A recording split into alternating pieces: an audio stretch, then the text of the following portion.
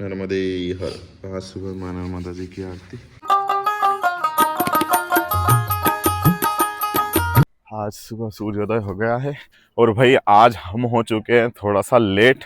आपने कल की वीडियो में देखा ही होगा, हम जहाँ पर रुके थे वहाँ पर थोड़ा सा मामला ऐसा ही था, मतलब गड़बड़ वाला। एक साधु जी जो आए थे, जो सभी के ऊपर चिल्ला रहे थे, वो तो मतलब बहुत ही अच्छे आदमी थे। उन्होंने ही हमें वहाँ पर रुकवाया भी था, भोजन भी ला कर दिया था। बाकी वहाँ पर जो 4-5 लोग जो दूसरे थे रहने वाले, वो सब लगभग लगभग ऐसे ही थे, नशेड़ी टाइप के लोग अगर बोला जाए तो जिनकी वजह से हमें दिक्कत भी आ रही थी, क्योंकि वो बार बार हम जहाँ पर सो रहे थे पहले जो खुले वाले मंदिर में, तो वहाँ पर क्या हो रहा था कि वो बार बार आ रहे थे, कभी चार्जर के साथ चाले करना, कभी क्या करना। तो जिसकी वजह से हम परेशान हो रहे थे। हमने वो भैया को वो बताया कि यार यहाँ पर ऐसी दिक्कत है। तो फिर उन्होंने बोला कि चलो एक काम करो, इनको निकाल देता हूँ। तो वो सभी को निकाल रहे थे, तो उसमें भी वही बड़ी मुश्किल से बाहर जा रहे थे। तो उन्होंने बोला फिर एक काम करो, आपको सेफ ही कमरा दे देते, जिसकी वजह से हमें पुराने वाले मंदिर से इधर वाले कमरे में शिफ्ट होना पड़ा। बाकी वहाँ पर आने के बाद कोई दिक्कत नहीं आई। उन्होंने उनको ठीक से समझा कर ही गए थे, अगर कुछ भी दिक्कत आई इनको तो फिर सारी रिस्पॉन्सिबिलिटी उनके ऊपर ही रहेगी। अब मुझे ज़्यादा मराठी तो आती नहीं है, उन्होंने सिर्फ यही बोला था अगर कुछ भी हुआ तो इसके आगे तुम्हारी जिम्मेदारी, और इन पर रात भर परेशान वगैरह नहीं करना है। हालांकि उनने बाद में किया भी नहीं। तो हम फिर थोड़ा सा आज लेट भी हो गए वहाँ से सो कर के आने में। अभी चलते हैं और आज देखते हैं। आज रेवा माई से यही विनती रहेगी कि मैया थोड़ा ठीक और व्यवस्थित ही माहौल मिले, क्योंकि दिन भर ना 28 से 30 किलोमीटर चल के पैर भी थक जाते हैं और फिर डेली भी चलना रहता है। तो रात्रि विश्राम बस ठीक से हो जाए। मदे हर भाई, ये आज हमारे साथ तीसरा रोज साथ है। हमें ये मिली थी जंगल में, जंगल से हमारे साथ में आ रही है। और आज तीसरा दिन है। हम बीच में 2 दिन भी रुके, एक दिन रुके थे शनि मंदिर पर और एक दिन आज यहाँ पर रुके थे पिछले आश्रम पर।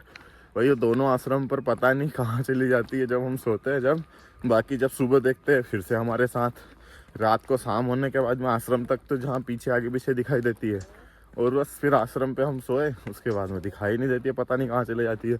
और ऐसे रास्ते में गाँव से निकलते हैं ना, वहाँ भी उसको गांव के जो कुत्ते रहते हैं वो बहुत ज़्यादा परेशान करते हैं।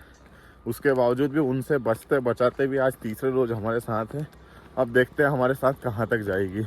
अगर ये समुद्र तक हमारे साथ गई तो फिर उसके आगे नहीं जा पाएगी। हम तो सभी मतलब नर्मदा जी के परिक्रमा के लिए समुद्र से होते हुए नाव या फिर जहाज़ में बैठ करके उस पार हो जाएंगे, ये ही रह जाएगी। जहाँ तक कि मुझे याद है, अगर ये आगे पीछे भी हो जाती है ना तो हमारे पैर वगैरह सूंघ करके वो हमारे पीछे हो जाती है। बाकी अभी देखते हैं। आज तीसरे दिन तो हमारे साथ है और कितने दिन साथ रहेगी। अभी समुद्र तक पहुँचते पहुँचते हमें 5 से 7 रोज ही मान के चलिए और लगेंगे। गैंग कैसे सारे लोग रुकते क्यों ये निकल कर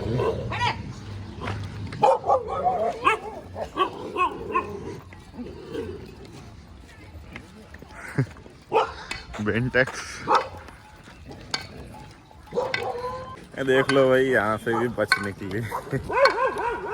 और ऐसे ही हर जगह हर गांव में रोक। अब तो अभी कुछ देर के लिए है विश्राम। और अभी हमारे कुछ साथी बैठे हैं यहाँ पर और कुछ बैठे हैं वही वहाँ उधर बाहर। तो ये अभी पहुँचे हैं आश्रम पर। दोपहर विश्राम की व्यवस्था, फिर कुछ देर रुकेंगे फिर चलेंगे आगे। आज की भोजन प्रसादी। अभी कुछ देर आराम करने के बाद अब आगे के लिए और निकल लिए हैं।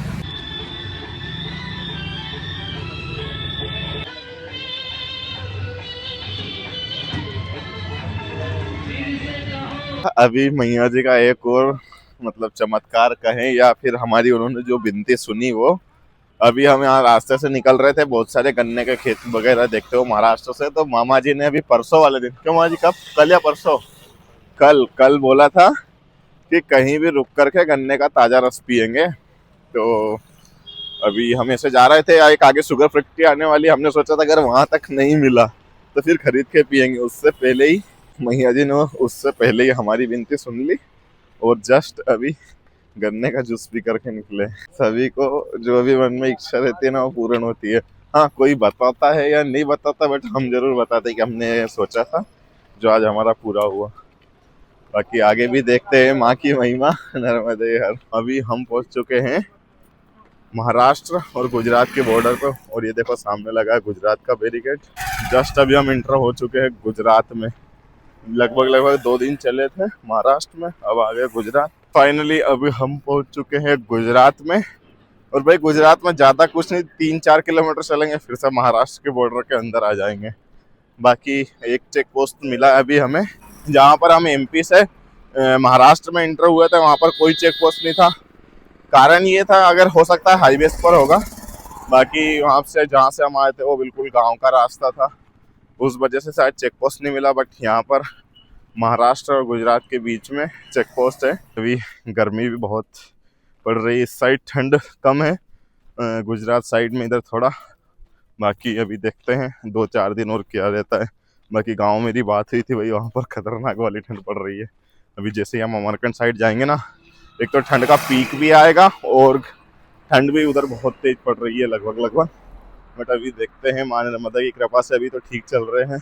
तो फाइनली अभी पहुंच चुके हैं आश्रम पर। आज अभी सूर्यास्त सबसे रुक गए। भाई कल सोचा था मैंने कपड़े धोने का, बट कल धोए नहीं, गंदे भी हो रखे, तो आज कपड़े भी धो लेंगे। और वो टाइम से पहले रुक गए हैं भाई,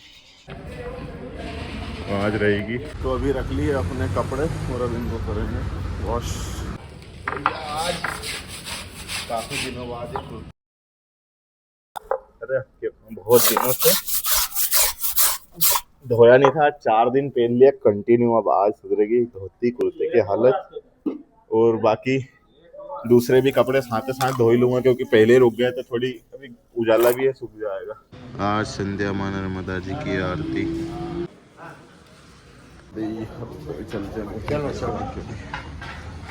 आज संध्या भोजन प्रसादी।